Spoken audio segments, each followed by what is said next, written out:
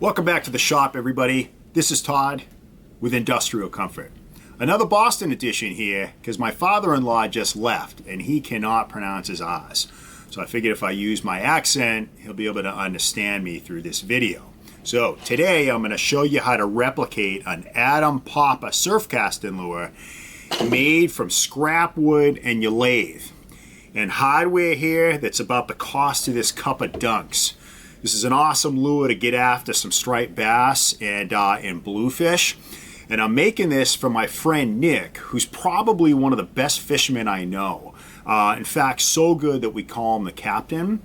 Anyway, it's an easy process to do. You end up with a wicked piss of lure. So let me show you how I did it. All right, before we get started with any work on the lathe, I want to explain what I've got here. So this is a 6.5 inch long blank by 1.25 inches by 1.25 inches. Now you're going to want to use a hardwood. Like I think this is actually cherry. You could use maple, you can use elm, walnut. I would stay away from pine. It's going to be susceptible to rot and water damage. So what I've done on this blank, I'm not sure you're going to be able to see from the camera here because I might be too close, is that I've punched a little mark here and a little dimple in the center here on that end. I've done the same thing here. I've also drawn a line from the center punch all the way down the middle back down to the other punch there. Now, the reason I've done this is that the belly hook that we're going to be using for this lure needs to get attached to the body of the lure by a swivel. And the swivel is going to be held in place when we pass the through wire down the 1/8 inch hole that we're going to core in this blank. And when we do that, we're going to catch the swivel like this, and it's going to come through the belly of this lure here, and we're going to attach the hook with a split ring. So the first thing that I'm going to do is bring this over to the drill press, and we're going to mark out 40% of the way down this lure to mark the location of the belly hook, and then we're going to have another hook on the end for the tail. Now 40% is roughly going to be about 2.5 inches down the 6.5 inches of this lure if my math is correct. So we're going to take a 1/4 inch bit, we're going to drill a little bit more than halfway down. Then we're going to bring over the lathe, we'll chuck it up, and we'll drill first the 5/16 inch hole. That'll be to accommodate the tail weight.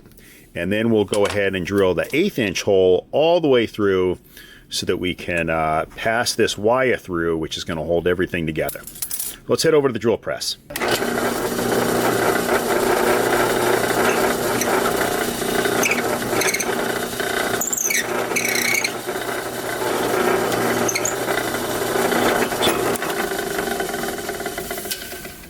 Okay, we're ready to drill the hole. Now don't forget, for the 1/4 inch hole that you drilled here for the belly hook, make sure you're drilling into the far end for the 5/16 inch hole.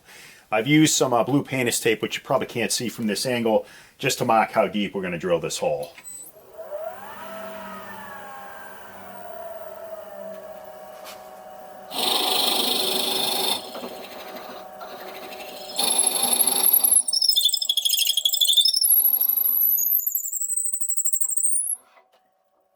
All right, now we're going to drill the 1/8 inch hole.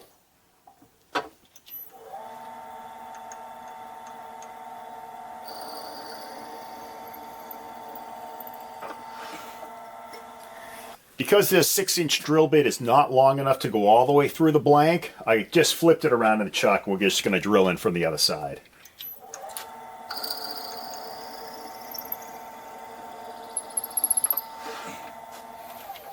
Okay, with the tailstock out of the way now, I'm going to take the wire that we're going to use to assemble the lure and I'm going to pass it through just to make sure that the holes that we drilled met, and we are good to go. So what I'm going to do now is take a 1/2 inch drill bit and core out a little section here that we're then going to follow up with a little small detail gouge so we can get that concave appearance to the nose of the lure. All right, with the 1/2 inch bit in place, you see the masking tape here is only going to leave us about a 1/2 inch of depth drilling, and again, then we'll use the gouge to kind of clean things up a little bit.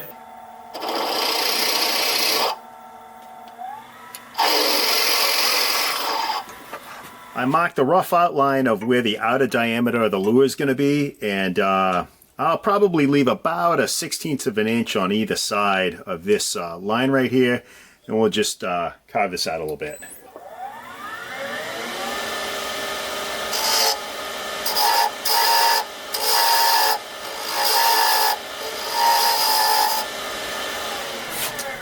I've got this old jam chuck that I used for a previous lure that has a little nub sticking out on the end that's 5/16 of an inch.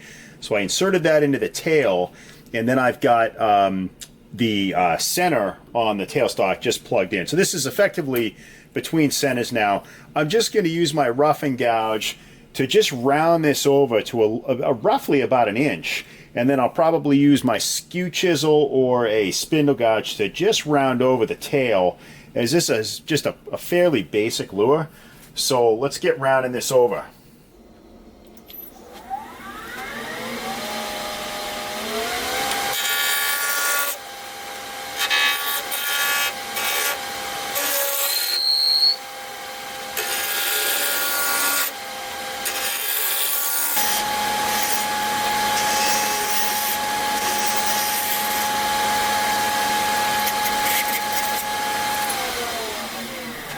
Alright, now I'm going to use the skew chisel to just round over the edge here, which should also pot it off.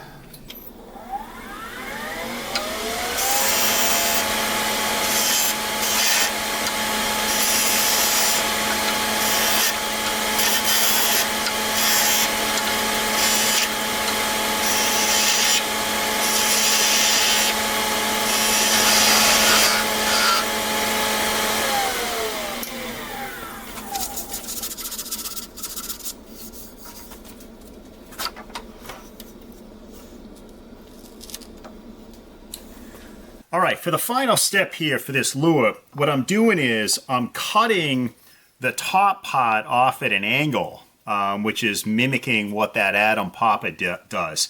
So I've set the miter here to 35 degrees. Now the key here is that you want to make sure that this hole here for the belly is perfectly flat on the x-axis. Now I'm going to do the best that I can just by, you know, sort of look here. And then I'm going to line it up with the kind of cut mark there. I just want to make sure that's, yeah, more or less lined up. So just gonna eyeball this, and let's give it a go.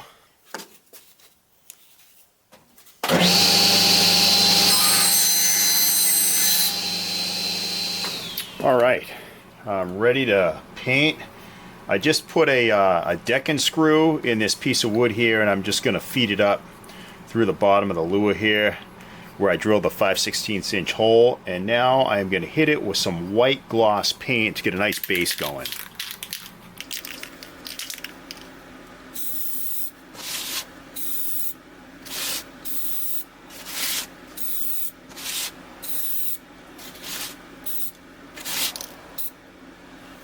All right, part two of painting, and I'm gonna, similar to the lure that I'm copying, I'm gonna do some blue, like a blue fade up on top. And I raided my daughter's like craft bucket or whatever, and I got some sprinkles here. That there aren't many left, so I'll do the best I can. But I don't think she'll know that they're gone. So I'm just gonna use this like last time. I'm gonna sort of put it up here to block the overspray, and I'm gonna put my respirator on and see if we can't get a nice fade on this without, you know, screwing it up like I did the first coat.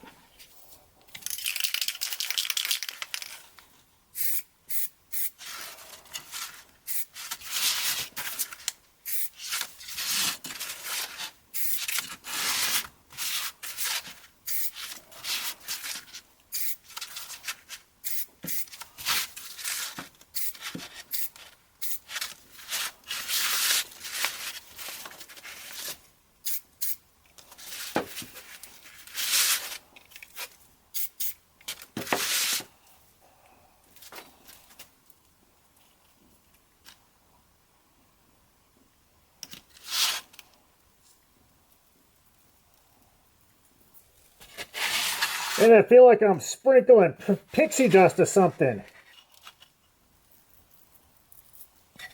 Although I think the fade came out pretty nice.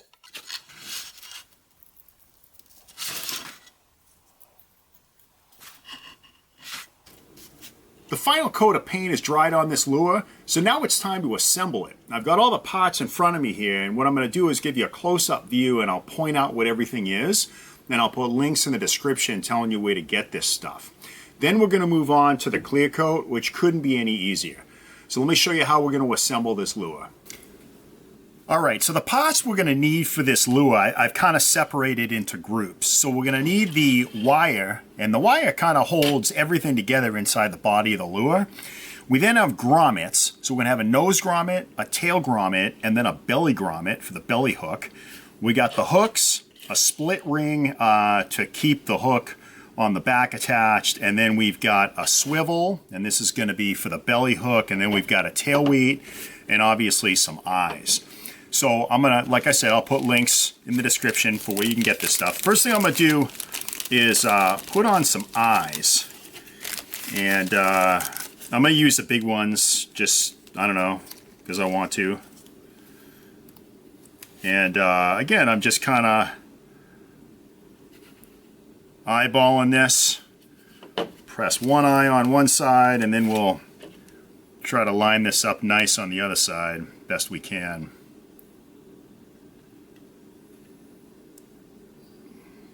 Yep.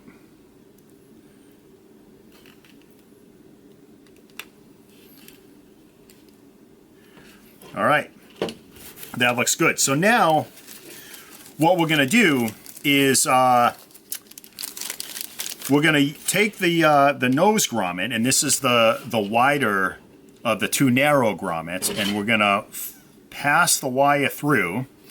You'll notice the wire comes around. It's got two pieces here. We're gonna pinch this, and we're gonna put it through the grommet like that. Now we're gonna pass the wire through the lure. Now this is really important.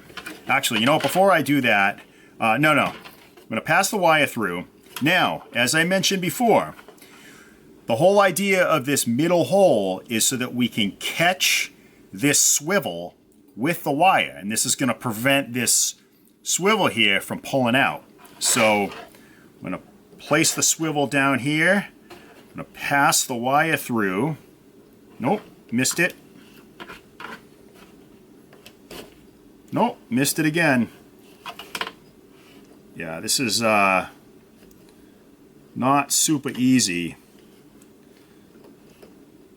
It might take a couple of tries. Ah, there we go. Okay. So now this is secure. So next thing I'm going to do is take the belly grommet here. I'm going to slide it over, and I'm going to press it into place. Okay. Now that's good. Now we're going to slide the assembly in. Okay. And then we're going to slide the tail weight down. All right. I'm going to pop that into place, and then we're going to slide this tail grommet over. Okay.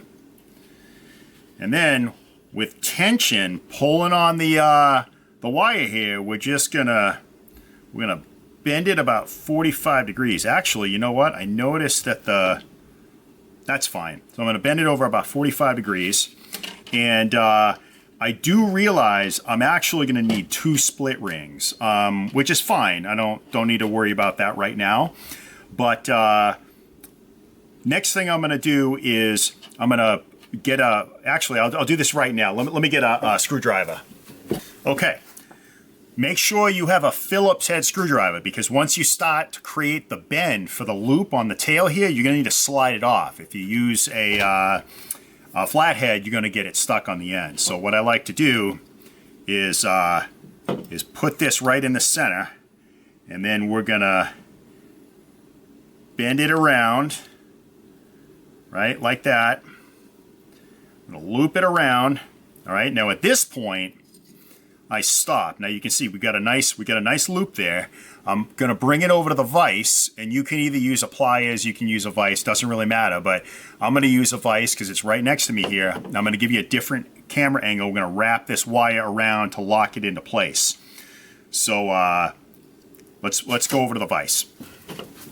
Okay, so I'm going to take the loop here. I'm going to put it in the vise, and I'm going to squeeze it, and then I'm going to take the wire, and I'm just going to wrap it around 2 or 3 times. All right? Now with this done, I'm going to take a wire cutter, I'm just going to snip it, and then we'll use a split ring to put the hook on. The final step in building this lure before we put on the belly hook is the clear coat.